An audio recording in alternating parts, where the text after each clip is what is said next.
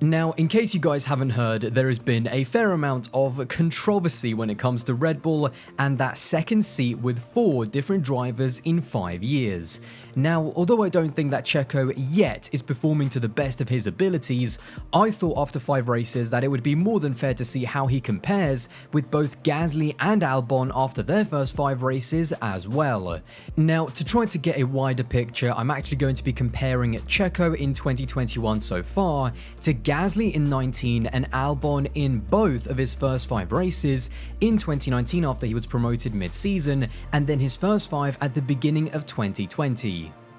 Now, before I talk about how I personally rate Checo's start at Red Bull, I wanted to just do firstly a pure numbers breakdown to see how he compares to Gasly and Albon. I'm going to run through a few different stats beginning quite simply with the points that the drivers scored after 5 races. Checo so far has scored 44 points, which puts him second ahead of Gasly in 19 and Albon in 20. When comparing against Pierre and Alex, I've also not picked out the first 5 races that they scored points because just as Pierre had one DNF in his first 5 races, Sergio also had a poor race in Imola where he finished 11th. Bad races along with retirements that might be down to reliability are all a part of racing, and if anything should make you even hungrier to perform better next time out. In terms of his championship position, he does rank as the best placed after 5 races, although it must be said that Albon in 2019 obviously started the season in Toro Rosso and only jumped into the Red Bull starting at Spa, so that is why I've put an asterisk on his 8th place. The only one thing I will say is that in terms of the championship position this year is that although 5th place is good, he does find himself behind Lando Norris in the McLaren, which is something that he definitely will need to get on top of over the next few races. When it comes to the average position at the end of a race, Checo once again is in that 2nd overall spot behind Albon in 19, but in front of both Albon in 20 and Gasly in 19. Obviously this correlates to the points that they scored, which I showed first, but even so, it's interesting to see the difference between Albon first jumping into the Red Bull compared to when both him and Pierre had a whole pre-season to get used to their cars. Checo actually leads the average qualifying positions, and what's true for all of the drivers is that they do move forward in the races, as all 4 of them had a higher race finishing position. The problem is, and this is true across the board, is that even though Checo comfortably leads the average quali positions, even 6.8 or rounding that up to a starting position of 7th on average is not really good enough when we're talking about challenging Mercedes. As far as the qualifying difference to Max, I only compared the times in which both of the cars were in the same qualifying session. So when Perez got knocked out in Q2 in Bahrain, I only compared his time to Max's time in Q2 as well, and that goes the same for all of the drivers. There were also 2 outlier times that I actually removed, one for Gasly and one for Albon in 2019. Gasly's outlier was because in Baku he actually got disqualified and had his time deleted from qualifying because his car had been found to have exceeded the maximum fuel flow limit for qualifying. And as for Albon in Russia in 2019, he actually crashed in Q1, and so his only official time was an outlap that was 5 seconds slower than Max's. I removed these 2 times to give the most representative comparison to Max in quali, and overall, it was actually Pierre with the closest gap to Max, with Checo in 2nd, followed by 2020 and 2019 by Albon. Those are just the basic stats of where the drivers were after 5 races. Now, you can go back and compare and interpret them in loads of different ways, but in reality, there's never going to be a totally clear picture because firstly, 5 races is not in itself a huge sample size that can be used to 100% grade a driver, and secondly, there's loads of different factors that change from season to season, like the fact that in 2019 we had 3 different teams battling for race wins, whilst in 2020 it was mostly Mercedes who dominated the season, with Red Bull being comfortably the 2nd best team.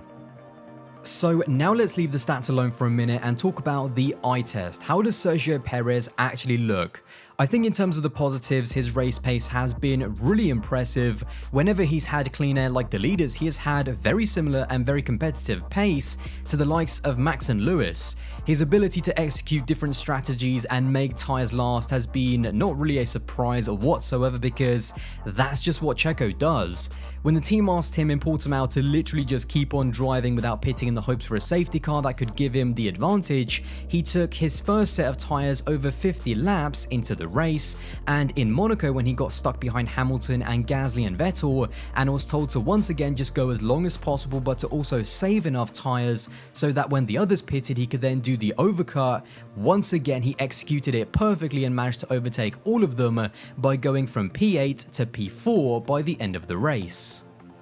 However, the one thing in races that he really needs to get on top of is his starts. In Imola, despite qualifying on the front row, he got jumped immediately in wet conditions by his teammate, but more costly was both in Portimao, where he got stuck behind Lando by the end of the first lap, and then in Spain, where he got stuck behind Daniel. Now, Checo can overtake, and he did manage to get past both of them eventually, but those McLarens this year are not a joke, and it was not easy. It took a fair few amount of laps to overtake both of them, by which point he had lost touch with the top three and lost any chance of fighting for a podium.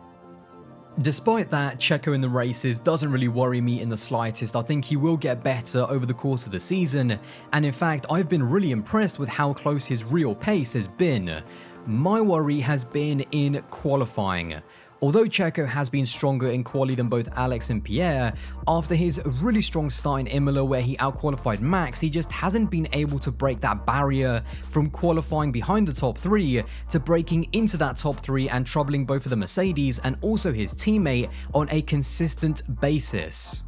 There is also a really strange dynamic in terms of car performance that we need to take into account. Although Red Bull have now closed the gap to Mercedes and both have equally competitive cars, the midfield has also closed the gap to the top two. McLaren are right there scoring podiums, and even Ferrari back in Monaco seem to have maybe the strongest car and arguably could have won the Monaco Grand Prix. Qualifying is going to be the big test for Sergio, because when you look at the front three, Max and Lewis we know are some of the most gifted natural talents of their era, and even Valtteri, his strongest asset is his qualifying pace and his ability to push Lewis. Checo can't just think of qualifying in P4 as a good result, he needs to consistently break into that top three and maybe even when everything comes together, grab his first pole position. From there we can really see the strong race pace, and from there we can really see what he's able to do up against the Mercedes and Max when fighting for a race win.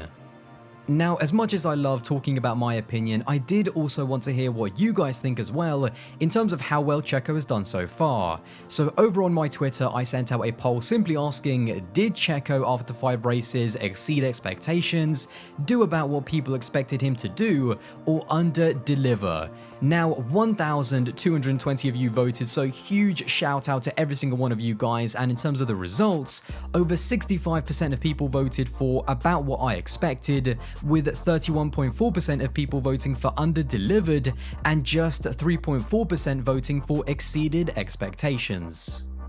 Now, many of you guys will know that I had really high expectations for Sergio Perez going into this season, and although to me personally he might be falling a little bit below those right now, looking at the season and putting things into context, Perez not getting off to the best of starts, that can be said at the moment about a lot of the drivers that have gone into new teams. Except for Sainz, the likes of Alonso, who I think is a similar case to Checo in that Fernando in the races has easily been on par in terms of pace, but has really under-delivered in qualifying. Ricciardo still doesn't seem to be at one with the car, and even Seb seemed to really struggle in the first 4 races, but had that breakthrough result in Monaco. I actually answered a comment in my previous video about this, but I'm not going to do a why is driver X struggling so far, because I really want to give each of these guys at least until the midpoint of the season until I can really say that they are struggling and that I am kind of worried in a sense. I mean, again, Seb is a great example. His first 4 races weren't that great, but then all of a sudden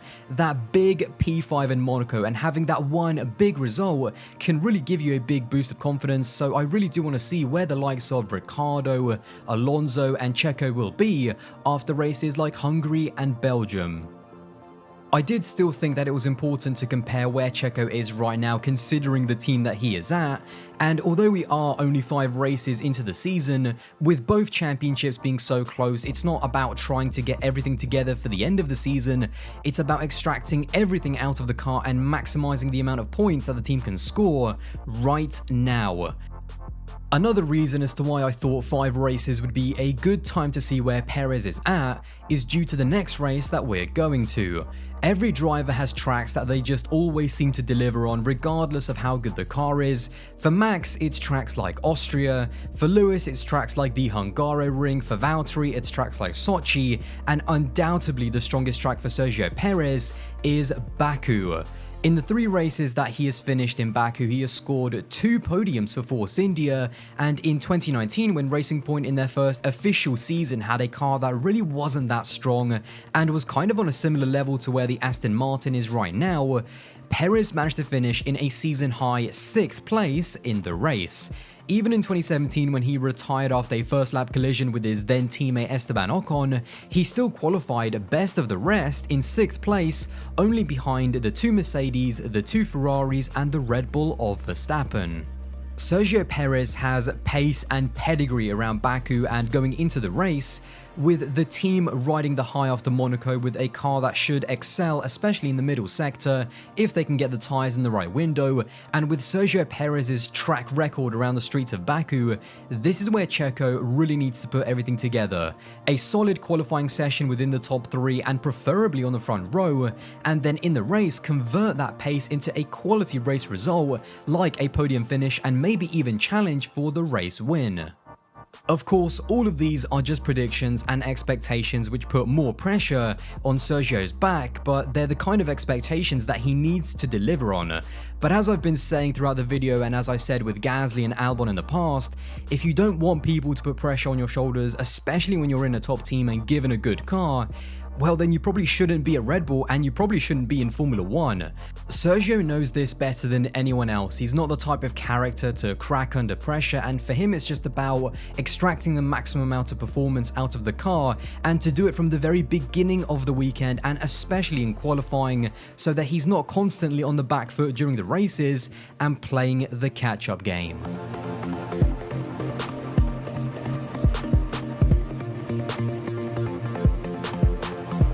So guys, there you go. That is my video on Sergio Perez. Now, let me know all of your thoughts in the comments box below in terms of how has he done compared to your expectations, and where do you think he's going to be by the end of the season. Now, I hope you did enjoy this video, and if you did, then don't forget to drop a like and smash that subscribe button, and I will see you in the next one.